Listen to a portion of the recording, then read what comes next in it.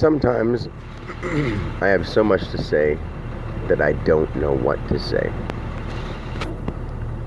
I thought of so many things on the way here, and as I picked up this phone to record myself, of course I forget everything I wanted to say, because that's how thoughts are. Sometimes you can't put thoughts into words. You have the words, even, but the thoughts can't be expressed over the way you thought it, if that makes sense.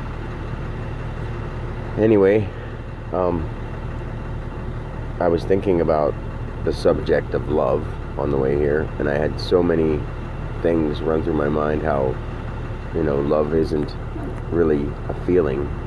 Love is a presence, a powerful thing that can weaken you when you're at your strongest.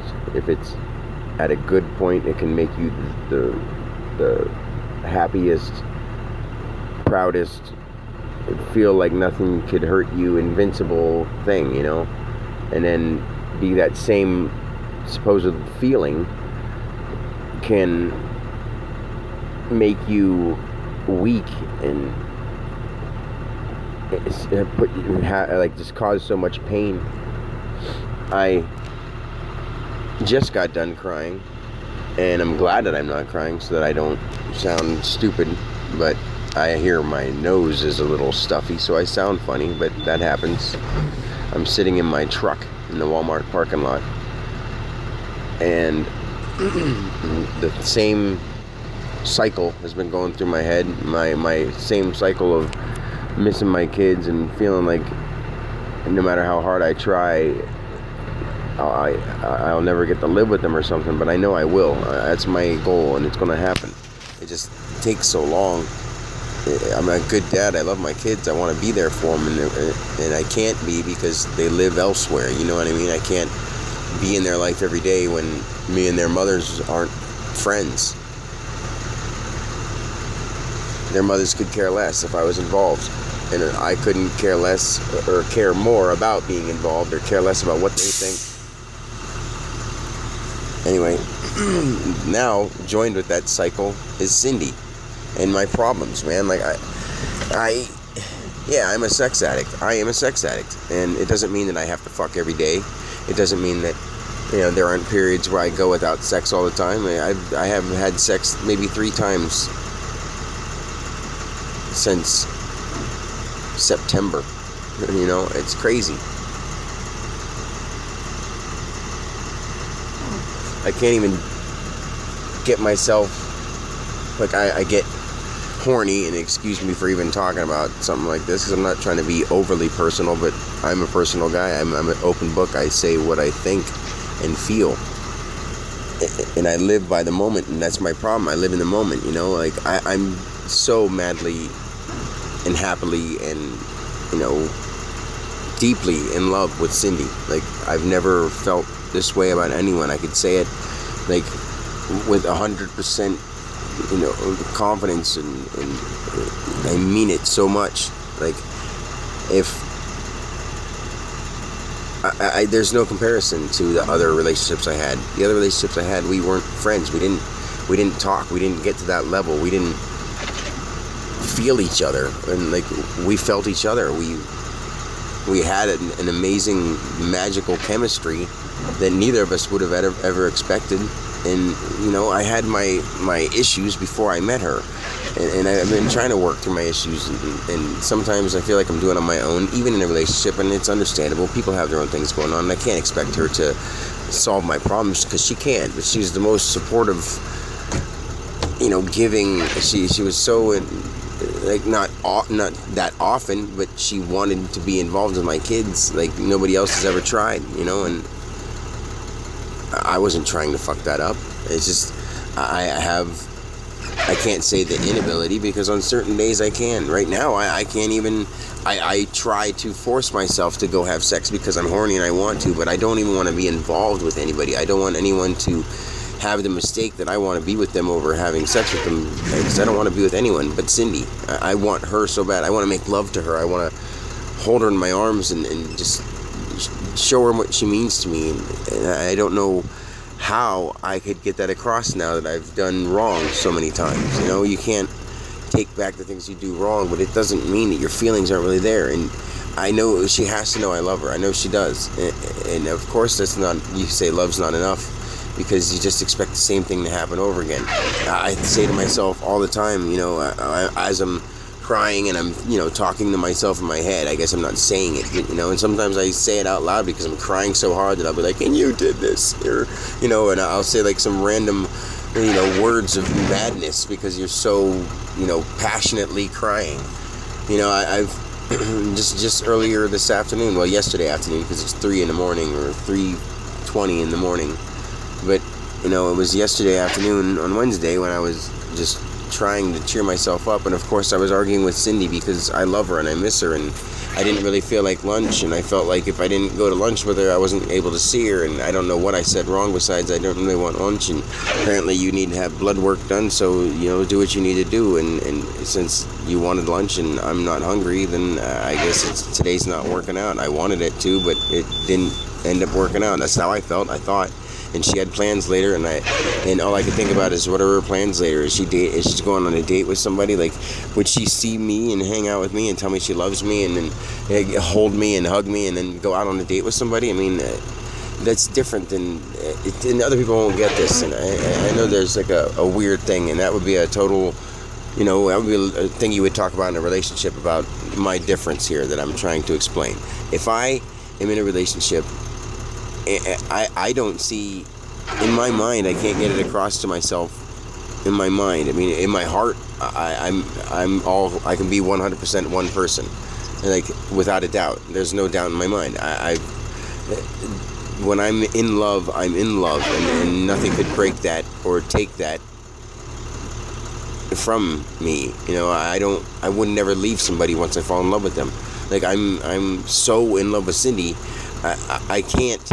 Now that I know she's not in my life or there for me or there when I get home or there to be my passion partner, like the one that I can be my soul and be myself to and be who I really am to, is the kind of person that I am in love with.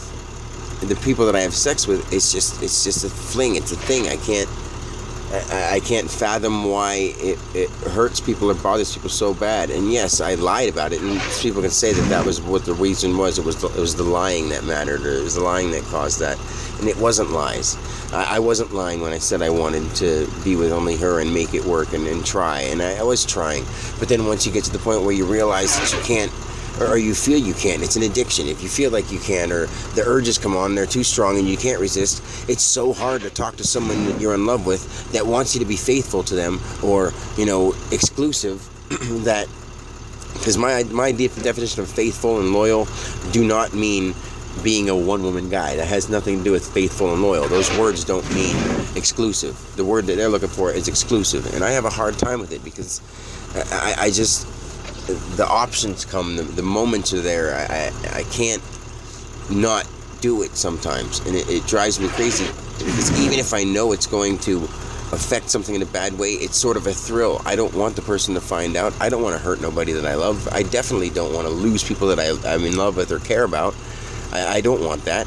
It's a problem that I want to fix, but only for other people. I don't want to fix it for myself, because I don't think it makes sense why there's so many billions of people in the world, but you're only allowed to enjoy or have, activity with one certain activity. Because to me, sex is just an activity. When you make love with two people, yeah, you can have sex, you can fuck someone you're in love with, but it's totally different when it's just sex.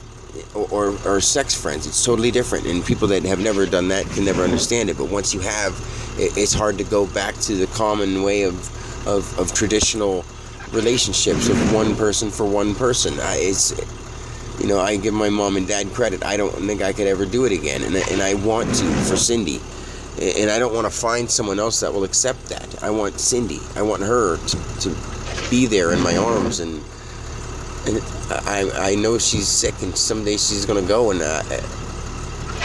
I don't want to miss out on her while she's here. She's like the best feeling that any person could want.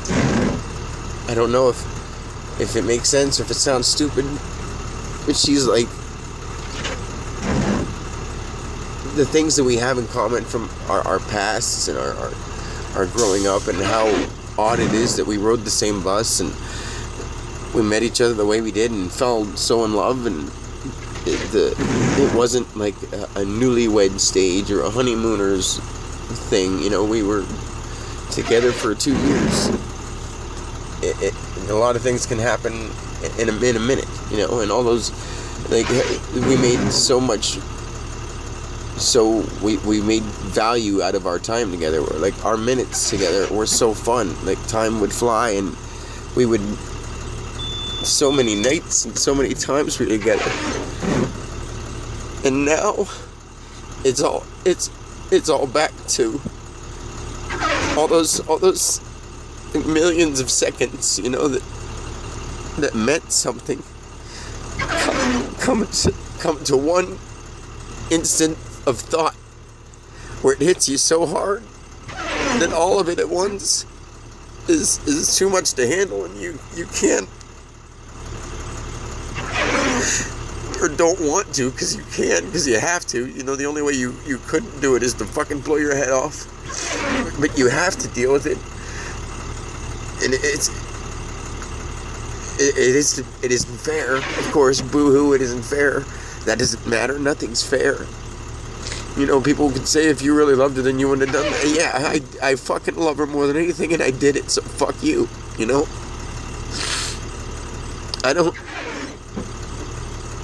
I love who I am, and I love the way I am, but sometimes I don't want to be who I am. Because people say it doesn't matter if people accept you for who you are, as long as you love who you are. Yeah, right. Well, you know, I spend most of my time in a vehicle sitting by myself crying because I can't make one fucking real friend. Why? Because I don't want to go out to a bar and get drunk all the time.